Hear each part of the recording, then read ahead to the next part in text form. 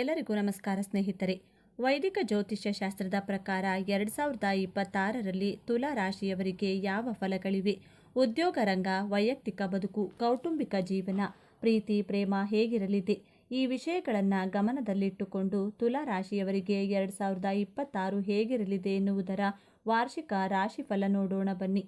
ಅದಕ್ಕೂ ಮುಂಚೆ ನೀವಿನ್ನು ಚಾನಲ್ಗೆ ಸಬ್ಸ್ಕ್ರೈಬ್ ಆಗಿಲ್ಲ ಅಂದರೆ ಈಗಲೇ ಸಬ್ಸ್ಕ್ರೈಬ್ ಆಗಿ, ಹಾಗೆ ವಿಡಿಯೋಗೆ ಲೈಕ್ ಮಾಡಿ, ವಿಡಿಯೋ ಸ್ಕಿಪ್ ಮಾಡದೆ ಕೊನೆ ತನಕ ನೋಡಿ. ಎಲ್ಲರೂ ಭಕ್ತಿಯಿಂದ ಓಂ ಶ್ರೀ ಮಹಾಲಕ್ಷ್ಮಿ ನಮಃ ಅಂತ ಕಮೆಂಟ್ ಮಾಡಿ. ತುಲಾ ರಾಶಿ ವರ್ಷ ಭವಿಷ್ಯ 2026 ಹೊಸ ವರ್ಷ ತುಂಬ ಅದೃಷ್ಟವನ್ನು ಹೊಂದಿರುವ ರಾಶಿಗಳಲ್ಲಿ ವೃಷಭದ ನಂತರದ ರಾಶಿ ಅಂದರೆ ಅದು ತುಲಾ ರಾಶಿಯಾಗಿದೆ. 2026ನೇ ವರ್ಷ ತುಲಾ ರಾಶಿಯವರು ಕೋಟ್ಯಾಧಿಪತಿಯಾಗುವ ಯೋಗವನ್ನು ಹೊಂದಿದ್ದಾರೆ. ಯಾಕೆಂದರೆ ಹೊಸ ವರ್ಷದಲ್ಲಿ ತುಲಾ ರಾಶಿಯವರಿಗೆ ಗುರು, ಕೇತು ಹಾಗೂ ಶನಿ ಗ್ರಹದ ಬಲವಿದೆ. ಹೀಗಾಗಿ ಎಲ್ಲ ಯೋಗಗಳು 2026ನೇ ವರ್ಷದಲ್ಲಿ ತುಲಾ ರಾಶಿಯವರಿಗೆ ಸಿಗಲಿವೆ. ಇನ್ನು ಉಳಿದ ಗ್ರಹಗಳು ಆಯಾ ಕಾಲಕ್ಕೆ ಒಳ್ಳೆಯದು ಹಾಗೂ ಕೆಟ್ಟ ಫಲಗಳನ್ನು ಕೊಡುತ್ತಾ ಹೋಗುತ್ತವೆ. ಆದರೆ ಇದರ ಪರಿಣಾಮ ಹೆಚ್ಚಾಗಿರುವುದಿಲ್ಲ. ಅದೃಷ್ಟ, ಭಾಗ್ಯೋದಯ ಎಲ್ಲವೂ ತುಲಾ ರಾಶಿಯವರ ಬದುಕಿನಲ್ಲಿ ಬರುವ ಸುಸಂದರ್ಭವಾಗಿದೆ. ಹಣಕಾಸಿನ ಸ್ಥಿತಿ ಈ ಸಮಯದಲ್ಲಿ ತುಂಬ ಉತ್ತಮವಾಗಿರುತ್ತದೆ. ಆರ್ಥಿಕ ಜೀವನದ ಏಳು ಬೀಳು ತೊಡರುಗಳು ಎಲ್ಲವೂ ನಿವಾರಣೆಯಾಗುತ್ತದೆ. ಪಂಚಮ ಶನಿ ಕಾಟದಿಂದ ಮುಕ್ತಿಯನ್ನು ಪಡೆಯುವಿರಿ. ಈ ವರ್ಷ ನೀವು ಅನುಭವಿಸಿದ ಸಮಸ್ಯೆಗಳು ದೂರವಾಗುತ್ತವೆ. ಈ ವರ್ಷ ತುಲಾ ರಾಶಿಯವರಿಗೆ ತುಂಬ ಸಂತೋಷದ ದಾಂಪತ್ಯ ಜೀವನವನ್ನು ಕರುಣಿಸುವುದು. ನಿಮ್ಮ ದಾಂಪತ್ಯ ಜೀವನದಲ್ಲಿ ಪ್ರೀತಿ ಬಲವಾಗಿರುತ್ತದೆ. ಕುಟುಂಬದಲ್ಲಿ ಸಂತೋಷ ನೆಲೆಸುವುದು. ಸಣ್ಣ ಪುಟ್ಟ ಭಿನ್ನಾಭಿಪ್ರಾಯಗಳು ಉಂಟಾಗಬಹುದು, ಆದರೆ ಅವು ಹೆಚ್ಚು ಕಾಲ ಉಳಿಯುವುದಿಲ್ಲ. ದಂಪತಿಗಳ ಇಬ್ಬರ ನಡುವೆ ನಿಕಟತೆ ಹೆಚ್ಚಾಗಲಿದೆ. ಪರಸ್ಪರ ತಿಳುವಳಿಕೆ ಇರಲಿದೆ. ವಿವಾಹಿತರಿಗೆ ವಿಶೇಷವಾಗಿರುತ್ತದೆ. ಈ ವರ್ಷ ಒಂಟಿಯಾಗಿರುವವರಿಗೆ ಸ್ವಲ್ಪ ಸವಾಲಿನದ್ದಾಗಿರಬಹುದು. ನಿಮ್ಮ ಪ್ರೇಮ ಸಂಬಂಧದಲ್ಲಿ ಸಮಸ್ಯೆಗಳು ಮತ್ತು ಸವಾಲುಗಳು ಉದ್ಭವಿಸುವ ಸಾಧ್ಯತೆ ಇರುವುದರಿಂದ ರಾಹುವಿನ ಸಂಚಾರದ ವೇಳೆ ಜಾಗರೂಕರಾಗಿರಿ. ಹಾಗಾದರೆ 2026ನೇ ವರ್ಷ ತುಲಾ ರಾಶಿಯವರ ಪ್ರೇಮ ಜಾತಕ ಹೇಗಿದೆ ಎಂದು ಸವಿಸ್ತಾರವಾಗಿ ತಿಳಿಯೋಣ. ತುಲಾ ರಾಶಿಯವರಿಗೆ 2026ನೇ ವರ್ಷ ತುಂಬ ಸಂತೋಷದ ಮತ್ತು ಪ್ರೀತಿಯ ದಾಂಪತ್ಯ ಜೀವನವನ್ನು ಹೊತ್ತು ತರಲಿದೆ. ವರ್ಷದ ಆರಂಭ ದಂಪತಿಗಳ ನಡುವೆ ಪರಸ್ಪರ ತಿಳುವಳಿಕೆ, ಪ್ರೀತಿ, ವಿಶ್ವಾಸ ಬಲವಾಗಿರುತ್ತದೆ. ನಿಮ್ಮ ಸಂಬಂಧದಲ್ಲಿ ಸಮತೋಲನವನ್ನು ಕಾಪಾಡಿಕೊಳ್ಳುವಿರಿ. ಪರಿಣಾಮವಾಗಿ ನೀವಿಬ್ಬರೂ ನಿಮ್ಮ ವೈವಾಹಿಕ ಜೀವನದಲ್ಲಿ ತುಂಬ ಸಂತೋಷವಾಗಿರುತ್ತೀರಿ. ಸಾಂದರ್ಭಿಕ ವಾದಗಳು ಅಥವಾ ಭಿನ್ನಾಭಿಪ್ರಾಯಗಳು ಉದ್ಭವಿಸಬಹುದು, ಆದರೆ ಅವು ಹೆಚ್ಚು ಕಾಲ ಉಳಿಯುವುದಿಲ್ಲ. ಪ್ರೀತಿ ಮತ್ತು ತಿಳುವಳಿಕೆಯ ಮೂಲಕ ನೀವು ಪ್ರತಿಯೊಂದು ಸಮಸ್ಯೆಗೂ ಪರಿಹಾರಗಳನ್ನು ಕಂಡುಕೊಳ್ಳುವಿರಿ. ಪ್ರೇಮಿಗಳ ನಡುವೆಯೂ ಪ್ರೀತಿ ಆಳವಾಗುವುದು. ನಿಮ್ಮ ಪ್ರೀತಿ ವಿಚಾರವನ್ನು ಮನೆಯಲ್ಲಿ ಪ್ರಸ್ತಾಪ ಮಾಡಬಹುದು. ಇದರಿಂದ ನೀವು ಅಂದುಕೊಂಡ ಫಲಿತಾಂಶ ನಿಮಗೆ ಸಿಗಲಿದೆ. ಇನ್ನು ಏಕಾಂಗಿಯಾಗಿರುವವರಿಗೆ ಕಚೇರಿಯಲ್ಲಿ ಪ್ರೀತಿ ಹುಟ್ಟುವ ಸಾಧ್ಯತೆಗಳು ಇವೆ. ವಿವಾಹ ನಿರೀಕ್ಷೆಯಲ್ಲಿರುವ ತುಲಾ ರಾಶಿಯವರಿಗೆ ಮದುವೆ ಪ್ರಸ್ತಾಪಗಳು ಬರಬಹುದು, ಆದರೆ ಮದುವೆ ವಿಚಾರದಲ್ಲಿ ಆತುರದ ನಿರ್ಧಾರಗಳನ್ನು ತೆಗೆದುಕೊಳ್ಳುವುದು ಒಳ್ಳೆಯದಲ್ಲ. ವರ್ಷದ ಮೊದಲಾರ್ಧದಲ್ಲಿ ತುಲಾ ರಾಶಿಯವರು ಬಾಳ ಸಂಗಾತಿಯನ್ನು ಹುಡುಕಲು ಪ್ರಾರಂಭಿಸಬಹುದು. ಗುರುವಿನ ಸಂಚಾರದ ನಂತರ ತುಲಾ ರಾಶಿಯವರಿಗೆ ಸಮಯ ಇನ್ನಷ್ಟು ಅನುಕೂಲಕರವಾಗಿರುತ್ತದೆ. ನಿಮ್ಮ ವೈವಾಹಿಕ ಜೀವನದ ಸಂತೋಷದಿಂದ ಕೂಡಿರಲಿದೆ. ನಿಮ್ಮ ಮತ್ತು ನಿಮ್ಮ ಸಂಗಾತಿಯ ನಡುವಿನ ನಿಕಟತೆ ಹೆಚ್ಚಾಗುವುದು. ಜೀವನದಲ್ಲಿ ಸಕಾರಾತ್ಮಕ ಶಕ್ತಿಯು ಹರಿಯುತ್ತದೆ. ಸಂಗಾತಿಯೊಂದಿಗಿನ ಧಾರ್ಮಿಕ ಚಟುವಟಿಕೆಗಳಲ್ಲಿಯೂ ಭಾಗವಹಿಸಬಹುದು. ಇದು ನಿಮ್ಮ ಸಂಬಂಧವನ್ನು ಇನ್ನಷ್ಟು ಬಲಪಡಿಸುತ್ತದೆ. ಸಂಬಂಧದಲ್ಲಿ ಸಾಂದರ್ಭಿಕ ಘರ್ಷಣೆಗಳು ಉಂಟಾದರೂ ಅವುಗಳನ್ನು ಸುಲಭವಾಗಿ ಪರಿಹರಿಸುತ್ತೀರಿ. ಪರಿಣಾಮವಾಗಿ ಕುಟುಂಬದ ವಾತಾವರಣವು ಆಹ್ಲಾದಕರವಾಗಿರುತ್ತದೆ. ಪರಸ್ಪರರ ಪ್ರೀತಿ ಆಳವಾಗುವುದು. 12 ರಾಶಿಗಳ ಈ ಒಂದು ರಾಶಿಯವರಿಗೆ ದೇವರ ಅನುಗ್ರಹ ತುಂಬಾ ಇರುತ್ತದೆ. ಈ 12 ರಾಶಿಗಳಲ್ಲಿಯೇ ಅತ್ಯಂತ ಬಲಶಾಲಿಯಾದ ರಾಶಿ ಮತ್ತು ಆ ರಾಶಿಯವರ ಜೀವನ ಶೈಲಿ, ಆಚಾರ ವಿಚಾರಗಳು, ಈ ರಾಶಿಯವರ ಜೀವನದಲ್ಲಿ ಅದೃಷ್ಟ ಎನ್ನುವುದು ಇವರ ಜೊತೆಯಲ್ಲಿಯೇ ಇರುತ್ತದೆ. ಹಾಗಾದರೆ ಆ ರಾಶಿ ಯಾವುದು ಎಂದು ತಿಳಿಯೋಣ ಬನ್ನಿ. ತುಲಾ ರಾಶಿಯವರಿಗೆ ಆ ಭಗವಂತ ಕೊಟ್ಟಿರುವಂಥ ಅದೃಷ್ಟ ವರಗಳ ಬಗ್ಗೆ ಇವತ್ತಿನ ವಿಡಿಯೋದಲ್ಲಿ ನೋಡೋಣ. ಹಾಗೂ ತುಲಾ ರಾಶಿಯವರ ಅದೃಷ್ಟ ಯೋಗಗಳು ಯಾವುವು ಎಂದು ತಿಳಿದುಕೊಳ್ಳೋಣ.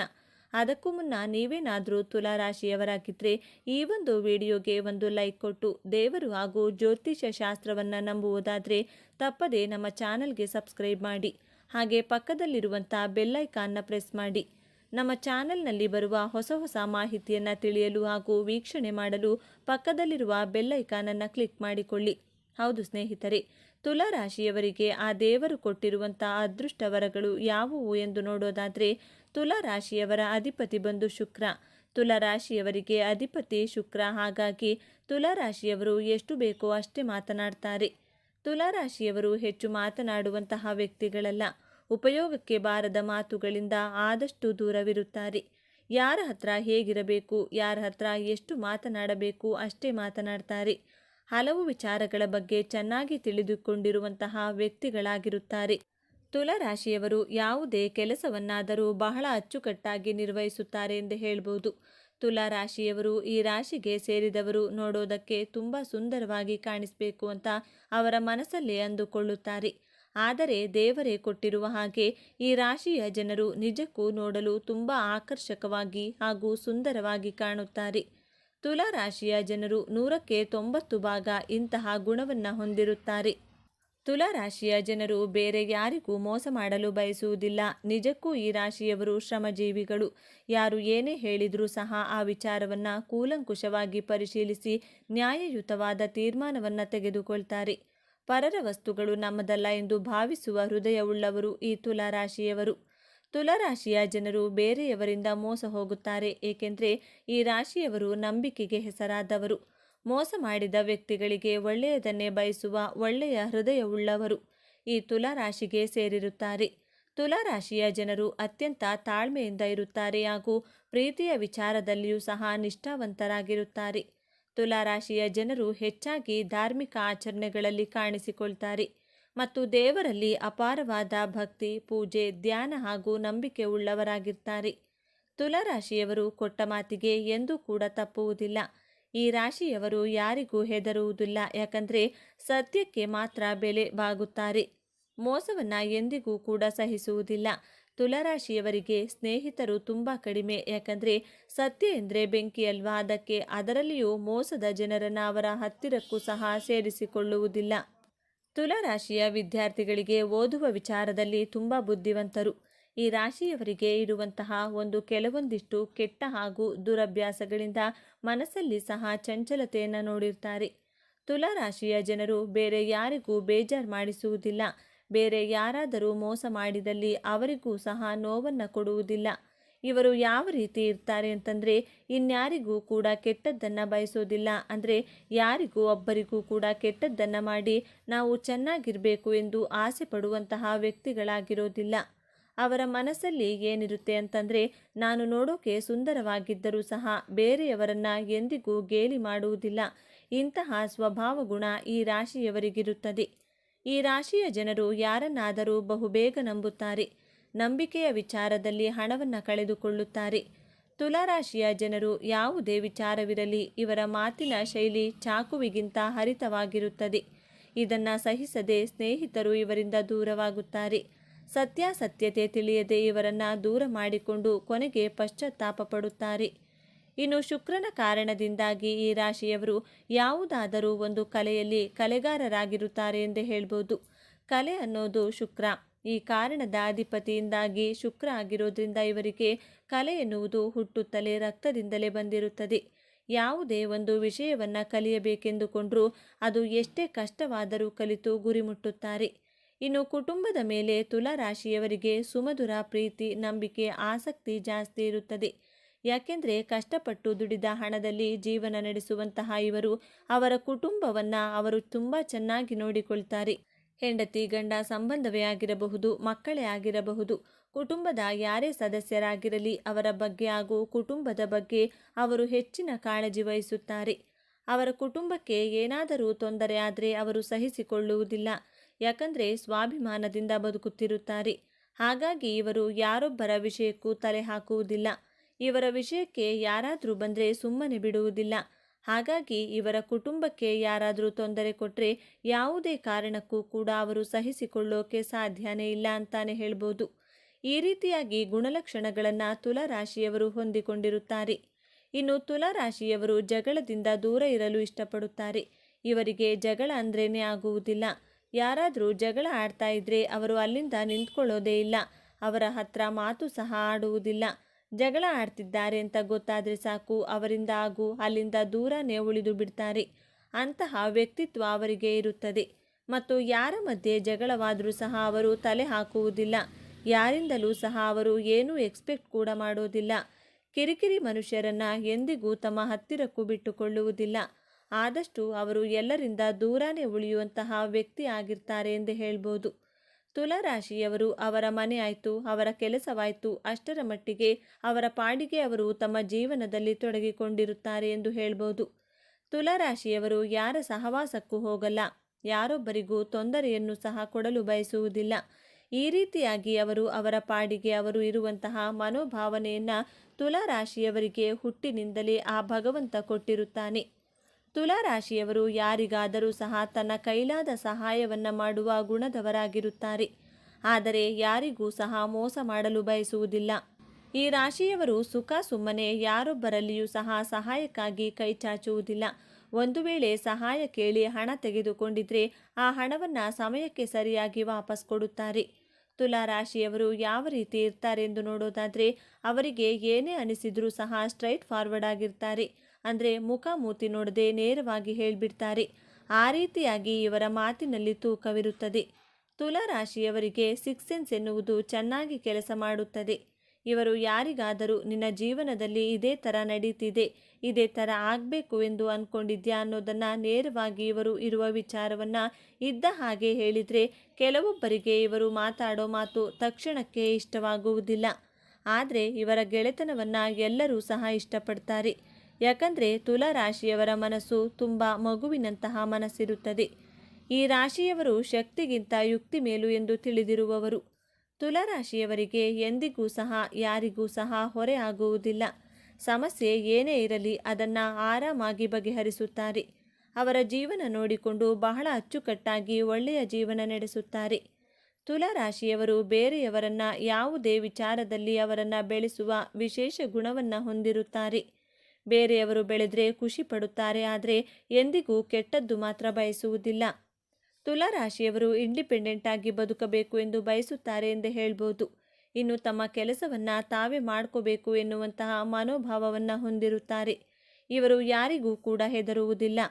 ಇನ್ನು ಶತ್ರುಗಳ ಕಾಟ ಅನ್ನೋದು ತುಲಾರಾಶಿಯವರಿಗೆ ತುಂಬಾ ಇರುತ್ತದೆ ಎಂದು ಹೇಳ್ಬೋದು. ಇವರು ಎಷ್ಟೇ ನನ್ನ ಪಾಡಿಗೆ ನಾನು ಇರಬೇಕು ಅಂತ ಅಂದ್ಕೊಂಡ್ರೂ ಸಹ, ಯಾರ ಸಹವಾಸಕ್ಕೂ ಹೋಗಬಾರ್ದು ಅಂತ ಅಂದ್ಕೊಂಡ್ರೂ ಸಹ ಅವರ ಸಹವಾಸಕ್ಕೆ ಬರುವವರೇ ಜಾಸ್ತಿ. ಇವರಿಗೆ ತೊಂದರೆ ಕೊಡಲು ಬರುವವರೇ ಜಾಸ್ತಿ ಆಗಿರ್ತಾರೆ. ಎಲ್ಲವನ್ನ ತಿಳಿದುಕೊಂಡಿದ್ದಾರೆ. ನಮ್ಮ ಮಾತಿಗೆ ಬೆಲೆ ಇಲ್ಲದ ರೀತಿ ಮಾಡ್ತಾರೆ, ತುಂಬ ದೊಡ್ಡವರಾಗಿ ಬಿಡ್ತಾರೆ. ಹೀಗೆ ಬಿಟ್ಟರೆ ಚೆನ್ನಾಗಿ ಉದ್ಧಾರ ಆಗ್ತಾರೆ ಎನ್ನುವಂತಹ ಮನೋಭಾವವನ್ನು ಹೊಂದಿರುವ ಅವಿವೇಕಿಗಳು ಇವರಿಗೆ ತೊಂದರೆ ಕೊಡಬೇಕು, ಇವರನ್ನು ನೋಯಿಸಬೇಕೆಂದು ಕೆಟ್ಟದಾಗಿ ಇವರನ್ನು ಬಿಂಬಿಸುತ್ತಾರೆ. ಇವರ ಬಗ್ಗೆ ಇಲ್ಲದ ವಿಷಯಗಳನ್ನು ಬಿಂಬಿಸಿ ಪ್ರಚಾರ ಮಾಡುತ್ತಾರೆ. ಇವರು ಅವರ ಪಾಡಿಗೆ ಅವರಿದ್ದರೂ ಸಹ ಅವರಿಗೆ ತೊಂದರೆ ಅನ್ನೋದು ತಪ್ಪೋದೇ ಇಲ್ಲ. ಇವರ ಏಳಿಗೆಯನ್ನು ಸಹಿಸುವುದಿಲ್ಲ. ಅಷ್ಟೊಂದು ಹಿತಶತ್ರುಗಳು, ಬಹಿರಂಗವಾಗಿ ಶತ್ರುಗಳೇ ಇರ್ತಾರೆ. ಈ ರಾಶಿಯವರಿಗೆ ಮುಂದೆ ನಗುತ್ತಾ ಹಿಂದೆ ಬೆನ್ನಿಗೆ ಚೂರಿ ಆಗ್ತಾ ಇರ್ತಾರೆ. ಇವರಿಗೆ ಯಾವ ರೀತಿಯಾಗಿಯೂ ನೆಮ್ಮದಿಯಾಗಿರೋದಕ್ಕೆ ಬಿಡುವುದಿಲ್ಲ. ಶತ್ರುಗಳ ಕಾಟ ಅನ್ನೋದು ಜಾಸ್ತಿ ಇರುತ್ತದೆ. ಇನ್ನು ನಿಮ್ಮ ಅಭಿವೃದ್ಧಿ ಮತ್ತು ಏಳಿಗೆಯನ್ನು ನೋಡಿ ಜನ ಹೊಟ್ಟೆ ಕಿಚ್ಚು ಪಡ್ತಾರೆ. ನಿಮಗೆ ತೊಂದರೆಯನ್ನು ಕೊಡಬೇಕು ಅಂತ ಅನ್ಕೋತಾರೆ. ನಿಮ್ಮ ಅಭಿವೃದ್ಧಿ, ನಿಮ್ಮ ಏಳಿಗೆಯನ್ನು ನೋಡಿದರೆ ಏನೋ ಅವನು ಈ ರೀತಿಯಾಗಿ ಬೆಳೀತಾ ಇದ್ದಾನೆ, ಅನುಕೂಲವಾಗಿದ್ದಾನೆ, ಇನ್ನು ಮುಂದೆ ಅವನು ಚೆನ್ನಾಗಿರಬಾರ್ದು, ಇವನಿಗೆ ಏನಾದರೂ ಒಂದು ತೊಂದರೆ ಕೊಡಬೇಕು, ಇವನನ್ನು ಹಾಳು ಮಾಡಬೇಕು, ಇವನನ್ನು ಕೆಳಗಡೆ ಬೀಳಿಸಬೇಕೆಂದು ಯೋಚನೆ ಮಾಡುವಂತಹ ಜನಗಳೇ ನಿಮ್ಮ ಸುತ್ತಮುತ್ತ ಇರ್ತಾರೆ. ಆದರೆ ಅದು ನಿಮಗೆ ಸಹ ಗೊತ್ತಿರುತ್ತದೆ. ಇನ್ನು ಏನು ಮಾಡೋದು? ನೀವು ಫ್ರೆಂಡ್ಶಿಪ್ಗೆ ಬೆಲೆ ಕೊಡ್ತೀರಾ, ಸಂಬಂಧಗಳಿಗೂ ಸಹ ಬೆಲೆ ಕೊಡ್ತೀರಾ. ಆದರೆ ನೀವು ಅಂತಹ ವ್ಯಕ್ತಿಗಳಿಂದ ಸ್ವಲ್ಪ ದೂರ ಇರೋದನ್ನು ಕಲ್ತ್ಕೋಬೇಕಾಗುತ್ತದೆ. ಸಂಬಂಧಗಳಿಂದ ದೂರ ಇದ್ದಷ್ಟು ನಿಮ್ಮ ಜೀವನ ಸುಖಮಯವಾಗಿರುತ್ತದೆ. ಒಂದು ವೇಳೆ ನೀವೇನಾದರೂ ಮನಸ್ಸು ಮಾಡಿದರೆ ಶತ್ರುಗಳು ದಿಕ್ಕಾಪಾಲಾಗಿ ಓಡಲು ಶುರು ಮಾಡ್ತಾರೆ. ನೀವೇನಾದರೂ ಅವರನ್ನು ಶಪಿಸಿದರೆ ಶತ್ರುಗಳು ನಾಶವಾಗುವುದಿಲ್ಲ, ಎರಡು ಮಾತಿಲ್ಲ. ನಿಮ್ಮ ಹಿಂದೆ ಯಾರು ಏನೇ ಮಾಡಿದರೂ ಅದು ಲೆಕ್ಕಕ್ಕೆ ಬರುವುದಿಲ್ಲ. ಅವರಿಗೆ ಚೆನ್ನಾಗಿ ಗೊತ್ತಿರುತ್ತೆ ನಿಮ್ಮ ಬಗ್ಗೆ ಮುಂದೆ ಹೋದರೆ ಯಾವುದೇ ಕಾರಣಕ್ಕೂ ಬಿಡುವುದಿಲ್ಲವೆಂದು. ಹಾಗಾಗಿ ಶತ್ರುಗಳ ಬಗ್ಗೆ ನೀವು ಹೆಚ್ಚಾಗಿ ತಲೆ ಕೆಡಿಸಿಕೊಳ್ಳುವುದಿಲ್ಲ. ಇನ್ನು ತುಲಾ ರಾಶಿಯವರು ಹೆಚ್ಚು ಕೆಲಸ ಮಾಡಿ, ನಾನು ಸಂಪಾದನೆ ಮಾಡಿ ಒಂದು ದೊಡ್ಡ ಮನೆ ತಗೋಬೇಕು, ಕಾರ್ ತಗೋಬೇಕು, ಇಂಡಿಪೆಂಡೆಂಟ್ ಆಗಿ ಬದುಕಬೇಕು, ನನ್ನ ಕುಟುಂಬವನ್ನು ಚೆನ್ನಾಗಿ ನೋಡ್ಕೋಬೇಕು ಎಂದು ಇರುತ್ತೀರಾ. ಈ ಹಾಳು ಮಾಡೋ ಜನಗಳ ಸಹವಾಸದಿಂದ ಎಷ್ಟೊಂದು ಒಳ್ಳೆಯದೇ ಆದ್ರೂ ಒಂದು ಸಣ್ಣ ಪುಟ್ಟ ತಪ್ಪುಗಳಿಂದ ಕಷ್ಟಗಳು ನಿಮಗೆ ಒಂದಲ್ಲ ಒಂದು ಬರ್ತಾನೆ ಇರುತ್ತೆ ಎಂದು ಹೇಳ್ಬೋದು. ಇನ್ನು ಹೊಟ್ಟೆ ಉರ್ಕೊಳ್ಳೋ ಜನನೇ ಜಾಸ್ತಿ ನಿಮ್ಮನ್ನು ನೋಡಿ, ಅದರಲ್ಲೂ ನಿಮ್ಮ ಜೊತೆಗಿರುವಂತಹ ಮತ್ತು ನಿಮ್ಮ ಸಂಬಂಧಿಕ ಜನಗಳೇ ನಿಮ್ಮನ್ನು ನೋಡಿ ಹೊಟ್ಟೆಯನ್ನು ಹುರ್ಕೋತಾರೆ ಎಂದೇ ಹೇಳ್ಬೋದು. ಈ ತುಲಾರಾಶಿಯು ಇರುವಂತಹ ವ್ಯಕ್ತಿಗಳಿಗೆ ತೊಂದರೆ ಅನ್ನೋದು ಇದ್ರೂ ಅದು ಕೆಲಸ ಮಾಡುವುದಿಲ್ಲ. ನಿಮಗೆ ಕಾಟ ಕೊಡೋರು ನಿಮಗೆ ಜೊತೆಗೆ ಇರ್ತಾರೆ. ಶತ್ರುಗಳು ಅಂದರೆ ಜಾಸ್ತಿನೇ ಅಕ್ಕಪಕ್ಕದವರೇ ಆಗಿರ್ತಾರೆ. ಹಿತಶತ್ರುಗಳು ಅಂದರೆ ನಿಮ್ಮ ಸಂಬಂಧಿಕರೇ ಆಗಿರ್ತಾರೆ. ನಿಮ್ಮ ದಾರಿಗೆ ಅಡ್ಡಗಾಲು ಹಾಕೋರೆ ತುಂಬ ಜನ ಇರ್ತಾರೆ ಎಂದು ಹೇಳ್ಬೋದು. ನೀವೇನಾದರೂ ಒಂದು ವ್ಯವಹಾರವನ್ನು ಶುರು ಮಾಡಬೇಕು, ನಾನು ಚೆನ್ನಾಗಿರಬೇಕು, ನನ್ನ ಜೀವನದಲ್ಲಿ ಒಂದು ಎತ್ತರಕ್ಕೆ ಬೆಳಿಬೇಕು ಎಂದು ಮನಸ್ಸಲ್ಲಿ ಅಂದುಕೊಂಡು ಅದನ್ನು ಕೆಲವರಿಗೆ ಶೇರ್ ಮಾಡ್ಕೋತಿರಲ್ಲ, ಆಗ ಅವರು ಅದನ್ನು ತಪ್ಪಿಸೋಕೆ ಯೋಚನೆಗಳ ಮೇಲೆ ಯೋಚನೆ ಮಾಡ್ತಾ ಇರ್ತಾರೆ. ಯಾಕಂದರೆ ನೀವು ಬೆಳೆದು ಬಿಡ್ತೀರಲ್ವಾ, ಹಾಗಾಗಿ ನಿಮ್ಮ ಪ್ರಯತ್ನ ತಪ್ಪಿಸೋಕೆ ಇದನ್ನು ಮಾಡಬೇಡ, ಅದನ್ನು ಮಾಡಬೇಡ, ಈ ಥರ ಮಾಡಬೇಡ, ಇದು ಸರಿ ಇಲ್ಲ, ಮುಂದೆ ನಿನಗೆ ಈ ಥರ ತೊಂದರೆಯಾಗುತ್ತದೆ, ಲಾಸ್ ಆಗ್ತೀಯಾ, ಹಾಳಾಗಿ ಬಿಡ್ತೀಯಾ ಅಂತ ಹೇಳಿಕೊಡೋರೆ ಜಾಸ್ತಿ. ಆದರೆ ನಿಮಗೂ ಅನಿಸುತ್ತೆ ಅವರ ಮಾತನ್ನೆಲ್ಲ ಕೇಳಬಾರ್ದು ಅಂತ. ಆದರೂ ಒಂದು ಕಡೆ ಏನನ್ಸುತ್ತೆ, ಅಯ್ಯೋ ಫ್ರೆಂಡ್ಸ್ ಅಲ್ವಾ, ನಮಗೆ ಒಳ್ಳೆಯದಕ್ಕೆ ಹೇಳ್ತಾರೆ ಅಂದ್ಕೊಳ್ತೀರಾ. ನಿಮ್ಮ ರಿಲೇಟಿವ್ಸ್ ಅಲ್ವಾ, ಒಳ್ಳೆಯದಕ್ಕೆ ಹೇಳ್ತಾರೆ ಅಂತ ನೀವು ಅವರ ಮಾತನ್ನು ಕೇಳೋದಕ್ಕೆ ಜಾಸ್ತಿ ಮಾಡಿರ್ತೀರಾ. ಆದರೆ ಯಾವುದೇ ಕಾರಣಕ್ಕೂ ಇಂತಹ ಮಾತುಗಳನ್ನು ಕೇಳಲೇಬೇಡಿ. ಯಾವುದೇ ಒಂದು ಡಿಸಿಷನ್ ಇದ್ದರೂ ನಿಮ್ಮ ಸ್ವಂತವಾಗಿ ತೆಗೆದುಕೊಳ್ಳೋದ್ರಿಂದ ನೀವು ಯಶಸ್ಸನ್ನಾದರೂ ಪಡೆದುಕೊಳ್ತೀರಿ. ಸ್ವಲ್ಪ ಫೇಲ್ಯೂರ್ ಆದರೂ ಸಹ ದೇವರನ್ನು ನಂಬಿ ಕೆಲಸ ಮುಂದುವರಿಸಿ. ಕಷ್ಟ ಬಂತು ಅಂತ ಎಲ್ಲಾನು ಬಿಟ್ಬಿಟ್ಟು ಕೂತ್ಕೊಂಡ್ರೆ ಆಗುತ್ತಾ? ಮುಂದೆ ಒಂದು ದಿನ ಕಷ್ಟ ಆದಮೇಲೆ ಸುಖ ಬಂದೇ ಬರುತ್ತದೆ. ಅದನ್ನು ನೀವು ತಲೆಯಲ್ಲಿಟ್ಕೊಂಡು ಮುಂದೆ ನೀವು ಡಿಸಿಷನನ್ನು ತಗೊಳ್ಬೇಕಾಗುತ್ತದೆ. ಈ ತುಲಾರಾಶಿಯವರಿಗೆ ಸ್ವಲ್ಪ ಲೆಕ್ಕಾಚಾರದ ಸ್ವಭಾವ ಇರುತ್ತದೆ. ಯಾವುದೇ ಒಂದು ಕೆಲಸ ಮಾಡಬೇಕು ಅಂತ ಅಂದರೂ ಸಹ ಲೆಕ್ಕಾಚಾರ ಹಾಕೋದು ಜಾಸ್ತಿ. ಲೆಕ್ಕ ಅಂತೂ ಪಕ್ಕಾನೇ ಇವರ ಹತ್ರ ಅಂತ ಹೇಳ್ಬೋದು. ₹1 ಸಹ ಲೆಕ್ಕ ಹಾಕಿ ಇಡುವಂತಹ ಬುದ್ಧಿಯನ್ನು ಹೊಂದಿರ್ತಾರೆ. ಅಂದರೆ ಇವರು ಜಿಪುಣರು ಅಂತ ಹೇಳೋಕ್ಕಾಗಲ್ಲ. ಲಾಭ ನಷ್ಟದ ಬಗ್ಗೆ ತುಂಬ ಯೋಚನೆ ಮಾಡ್ತಾರೆ ಎಂದೇ ಹೇಳ್ಬೋದು. ಯಾವುದೇ ರೀತಿ ಇವರು ಸ್ವಂತದವರಿಗೆ ಆಗಲಿ ಸ್ನೇಹಿತರಿಗೆ ಆಗಲಿ ಖರ್ಚು ಮಾಡಿಬಿಡ್ತಾರೆ. ತುಲಾರಾಶಿಯವರು ಬೇರೆಯವರಿಗೆ ಸಹಾಯ ಮಾಡುವ ಗುಣವನ್ನು ಹೊಂದಿರ್ತಾರೆ.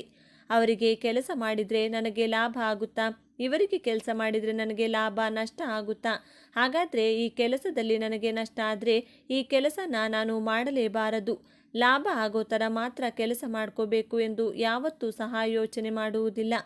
ತುಲಾರಾಶಿಯವರು ಹಣಕ್ಕಿಂತ ಸ್ನೇಹ ಹಾಗೂ ಸಂಬಂಧ ಮುಖ್ಯವೆಂದು ಭಾವಿಸುತ್ತಾರೆ. ಒಂದು ಫೇಲ್ಯೂರ್ ಅಂತ ಮಾಡ್ಕೋಬಾರ್ದು ಅಂತ ಜೀವನದಲ್ಲಿ ಕಷ್ಟಪಟ್ಟು ಕೆಲಸ ಮಾಡ್ತಾರೆ. ಎಷ್ಟು ಖರ್ಚು ಮಾಡಬೇಕು ಅಷ್ಟು ಖರ್ಚು ಮಾಡ್ತಾರೆ. ಆಡಂಬರ ಅನ್ನೋದು ಇವರ ಇತಿಹಾಸದಲ್ಲೇ ಇಲ್ಲ. ಎಲ್ಲ ರೀತಿ ಜೀವನದಲ್ಲೂ ಆಡಂಬರ ಬೇಕು, ನನಗೆ ಅದು ಬೇಕು ಇದು ಬೇಕು ಅಂತ ಇಲ್ಲದೇ ಇರೋದನ್ನೆಲ್ಲ ಆಸೆ ಪಡುವಂತಹ ವ್ಯಕ್ತಿಗಳು ಇವರಲ್ಲ. ಎಷ್ಟೇ ಇದ್ದರೂ ಸಹ ಸರಳ ಜೀವನ ನಡೆಸುತ್ತಾರೆ. ಆದರೆ ಕಷ್ಟಪಟ್ಟು ಮಾಡಿದ ಕೆಲಸದಲ್ಲಿ ಲಾಭ ಬರಬೇಕು ಅಂತ ಯೋಚನೆ ಮಾಡುವಂತಹ ವ್ಯಕ್ತಿಗಳಾಗಿರುತ್ತಾರೆ.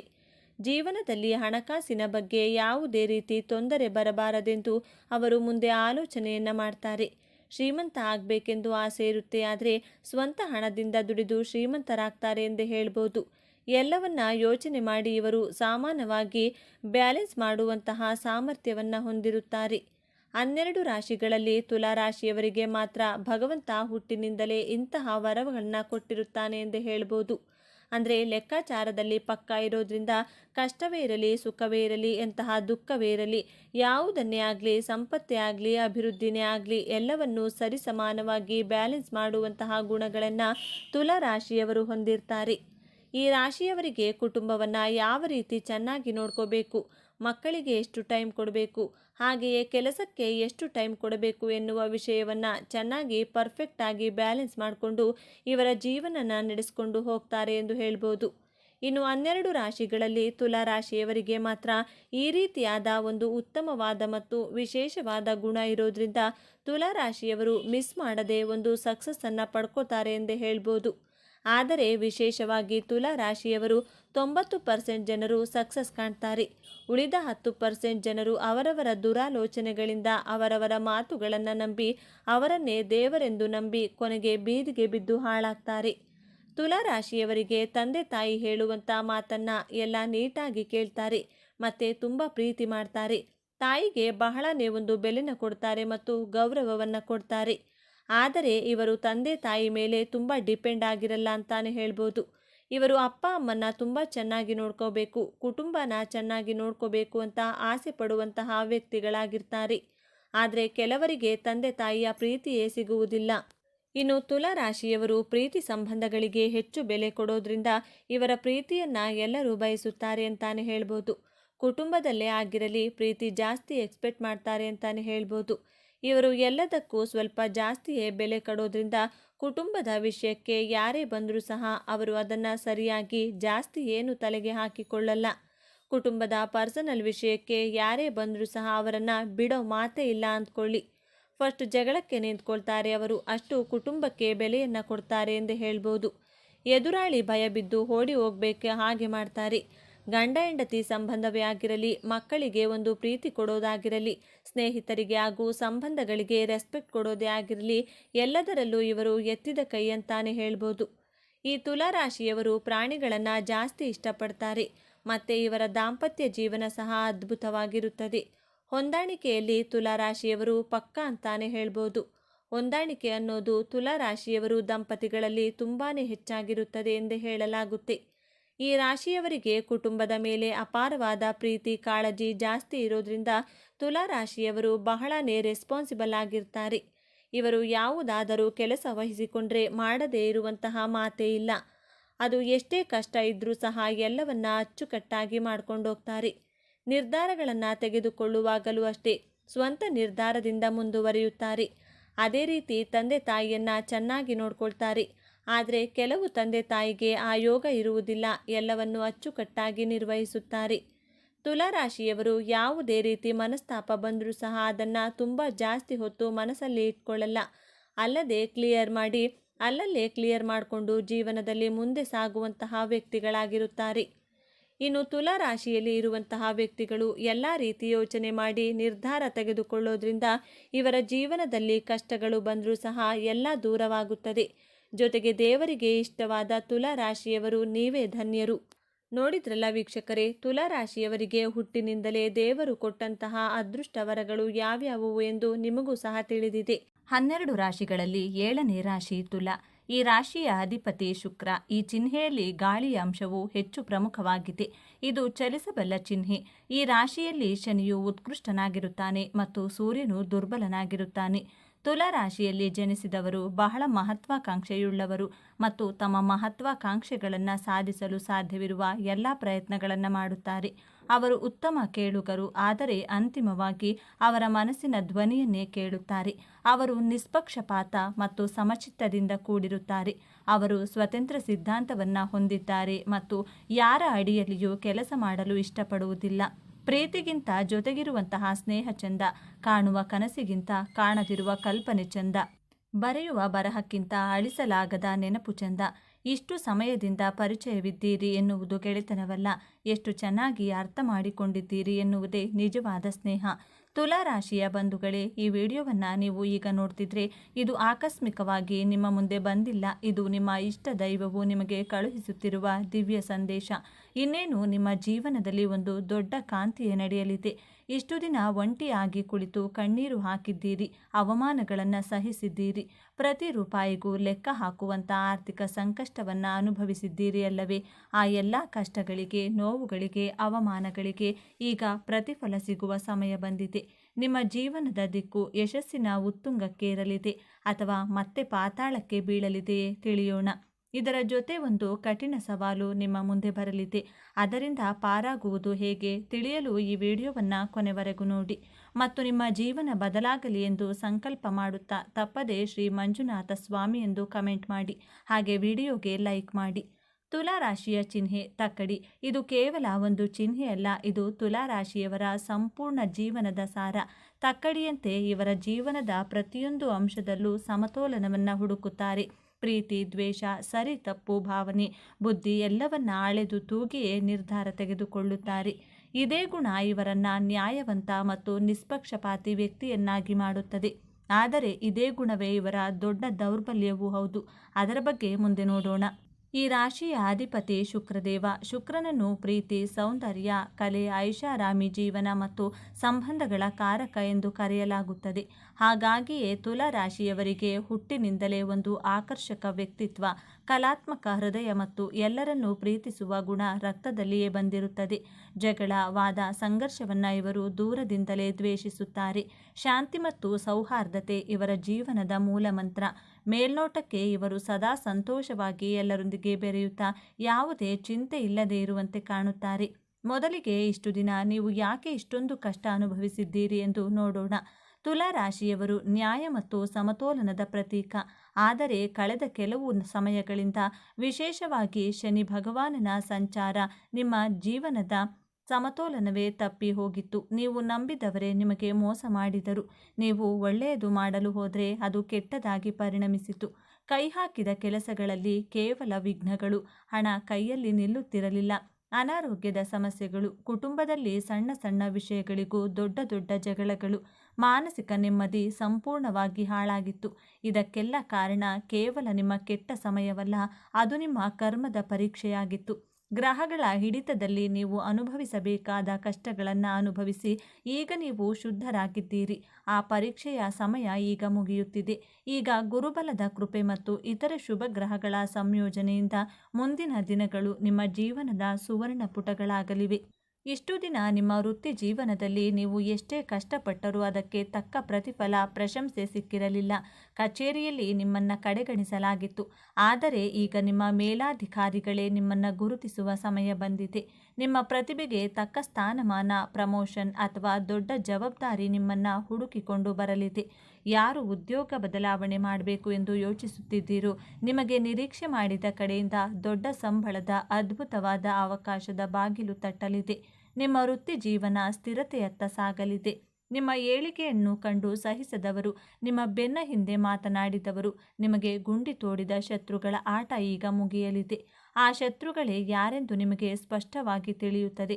ಅಂದರೆ ನೀವು ಪ್ರತೀಕಾರ ತೀರಿಸಿಕೊಳ್ಳುವ ಅವಶ್ಯಕತೆ ಇರುವುದಿಲ್ಲ. ಅವರ ಕರ್ಮವೇ ಅವರಿಗೆ ಶಿಕ್ಷೆ ನೀಡುತ್ತದೆ. ನಿಮ್ಮ ಮೌನವೇ ನಿಮ್ಮ ದೊಡ್ಡ ಅಸ್ತ್ರವಾಗಲಿದೆ. ಶತ್ರುಗಳು ತಾವಾಗಿಯೇ ನಿಮ್ಮ ದಾರಿಯಿಂದ ದೂರ ಸರಿಯಲಿದ್ದಾರೆ. ದಾಂಪತ್ಯದಲ್ಲಿ ಬಿರುಕು ಮೂಡಿತ್ತು. ಸಣ್ಣ ಸಣ್ಣ ಮಾತುಗಳು ದೊಡ್ಡ ಜಗಳಕ್ಕೆ ಕಾರಣವಾಗುತ್ತಿದ್ದವು. ಇಬ್ಬರ ನಡುವೆ ಅನಾವಶ್ಯಕ ಅನುಮಾನಗಳು ಮೂಡಿದ್ದವು.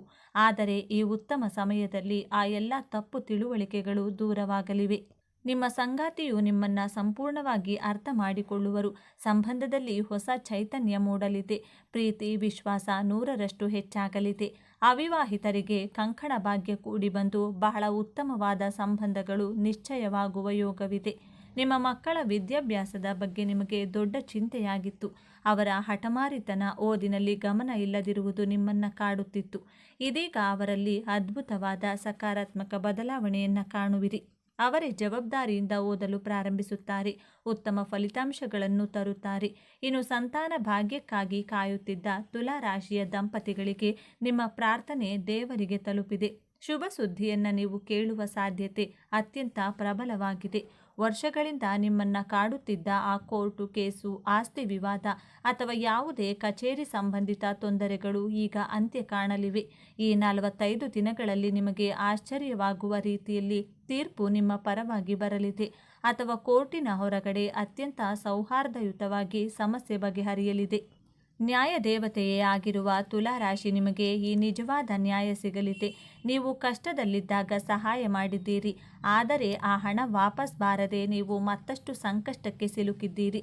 ನೀವು ಕೊಟ್ಟ ಹಣವನ್ನು ಮರೆತೇ ಬಿಟ್ಟಿದ್ದೀರಿ. ಆದರೆ ಈಗ ಯಾರು ನಿಮಗೆ ಹಣ ವಾಪಸ್ ಕೊಡಬೇಕಿತ್ತು ಅವರೇ ನಿಮ್ಮನ್ನು ಹುಡುಕಿಕೊಂಡು ಬಂದು ನಿಮ್ಮ ಹಣವನ್ನು ಮರಳಿಸಲಿದ್ದಾರೆ.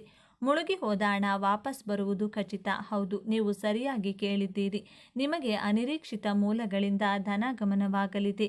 ಅದು ಪಿತ್ರಾರ್ಜಿತ ಆಸ್ತಿಯಿಂದ ಬರಬಹುದು, ಹಳೆಯ ಹೂಡಿಕೆಯ ಮೂಲಕ ಬರಬಹುದು, ಅಥವಾ ಲಾಟರಿ, ಷೇರು ಮಾರುಕಟ್ಟೆಯಿಂದಲೂ ಲಾಭವಾಗುವ ಸಾಧ್ಯತೆ ಇದೆ. ನಿಮ್ಮ ಆರ್ಥಿಕ ಮುಗ್ಗಟ್ಟು ಸಂಪೂರ್ಣವಾಗಿ ದೂರವಾಗಿ ಹಣದ ಹರಿವು ಹೆಚ್ಚಾಗಲಿದೆ.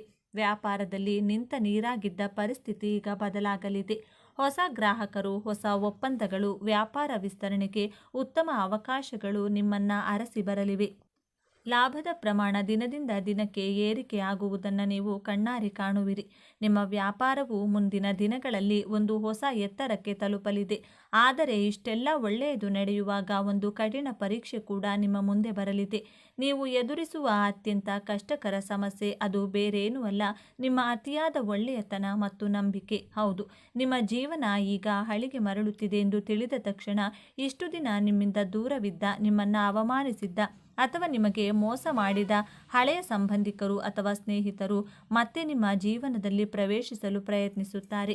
ಅವರು ನಿಮ್ಮ ಬಳಿ ಬಂದು ತುಂಬ ನಾಟಕೀಯವಾಗಿ ಕ್ಷಮೆ ಕೇಳಬಹುದು ಅಥವಾ ನಿಮಗೆ ಹಣದ ಸಹಾಯವನ್ನು ಕೇಳಬಹುದು. ನಿಮ್ಮ ಯಶಸ್ಸಿನಲ್ಲಿ ಪಾಲುದಾರರಾಗಲು ಪ್ರಯತ್ನಿಸಬಹುದು. ಈ ಸಮಯದಲ್ಲಿ ನಿಮ್ಮ ಮೃದು ಹೃದಯವು ಅವರನ್ನು ಮತ್ತೆ ನಂಬಲು ಪ್ರೇರೇಪಿಸುತ್ತದೆ. ನೀವು ಅಯ್ಯೋ ಪಾಪ ಎಂದು ಮತ್ತೊಮ್ಮೆ ಅವರಿಗೆ ಸಹಾಯ ಮಾಡಲು ಹೋದರೆ ನೀವು ಗಳಿಸಿದ ಎಲ್ಲ ಯಶಸ್ಸು, ಹಣ ಮತ್ತು ನೆಮ್ಮದಿ ಮತ್ತೆ ನಿಮ್ಮ ಕೈತಪ್ಪಿ ಹೋಗುವ ದೊಡ್ಡ ಅಪಾಯವಿದೆ. ಇದು ಶನಿ ಭಗವಾನನು ಇಡುವ ಕೊನೆಯ ಪರೀಕ್ಷೆ. ಈ ಸಮಸ್ಯೆಯಿಂದ ಪಾರಾಗುವುದು ಹೇಗೆ? ಪರಿಹಾರ ತುಂಬ ಸರಳವಾಗಿದೆ.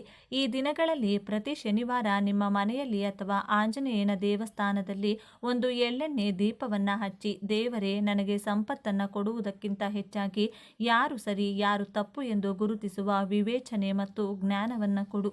ಕೆಟ್ಟ ಜನರಿಂದ ದೂರವಿರುವ ಧೈರ್ಯವನ್ನು ಕೊಡು ಎಂದು ಪ್ರಾರ್ಥಿಸಿಕೊಳ್ಳಿ. ನಿಮ್ಮ ಬಳಿ ಸಹಾಯ ಕೇಳಿ ಬರುವ ಹಳೆಯ ಶತ್ರುಗಳಿಗೆ ಇಲ್ಲ ಎಂದು ಹೇಳುವುದನ್ನು ಕಲಿಯಿರಿ. ಈ ಒಂದು ಇಲ್ಲ ಎಂಬ ಶಬ್ದ ನಿಮ್ಮ ಮುಂದಿನ ಜೀವನವನ್ನು ಕಾಪಾಡುತ್ತದೆ. ತುಲಾರಾಶಿಯವರೇ, ನೀವು ಅನುಭವಿಸಿದ ನೋವುಗಳಿಗೆ ಈಗ ಪ್ರತಿಫಲ ಸಿಗಲಿದೆ. ನೀವು ಪಾತಾಳಕ್ಕೆ ಬೀಳುವುದಿಲ್ಲ, ಖಂಡಿತವಾಗಿಯೂ ಯಶಸ್ಸಿನ ಉತ್ತುಂಗದಲ್ಲಿರುತ್ತೀರಿ.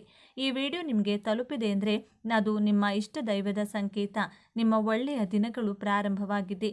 ಈ ದೈವಿಕ ಸಂದೇಶವನ್ನು ಸ್ವೀಕರಿಸಿ ನಿಮ್ಮ ಎಲ್ಲ ಕಷ್ಟಗಳು ಕರಗಿ ಹೋಗಲಿ ಎಂದು ಹರಸುತ್ತಾ, ಮರೆಯದೆ ನಿಮ್ಮ ಇಷ್ಟ ದೇವರ ಅಥವಾ ಕುಲದೇವರ ಹೆಸರನ್ನು ಕಮೆಂಟ್ ಮಾಡಿ. ಸರ್ವೇ ಜನ ಸುಖಿನೋ ಭವಂತು.